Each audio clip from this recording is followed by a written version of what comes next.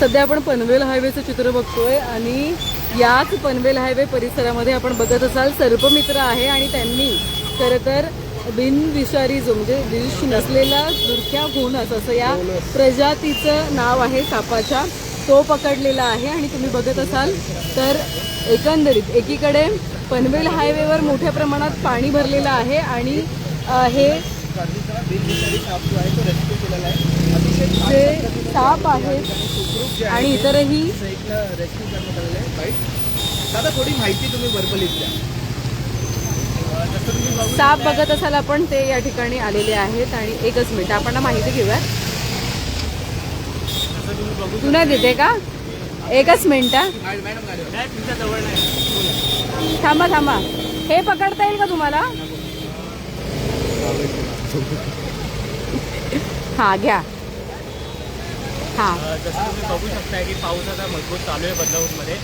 आणि कात्रपचे जे आपले नगरसेवक आहेत आदित्यदादा पाटील, त्यांनी मला बोलवलेलं. बापरे. कात्रप तलावाजवळ हा साप पाण्यामध्ये निघालेला आणि त्याला आता सुखरूप रेस्क्यू करून फॉरेस्ट एरियामध्ये रिलीज करण्यात येईल.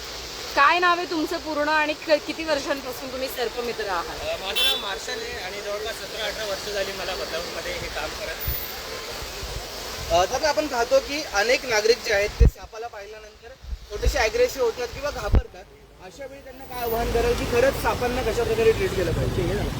नाही, कधी पण आता अगोदर तरी लोक मारायचे साप, पण आता जनजागृती झाल्यामुळे लोक आता सर्पमित्रांना बोलवतात आणि सर्पमित्रांना बोलवल्यानंतर ते तात्काळ रेस्क्यू करून जंगलमध्ये सोडून देतात. आपला काही संपर्क क्रमांक किंवा कशा प्रकारे?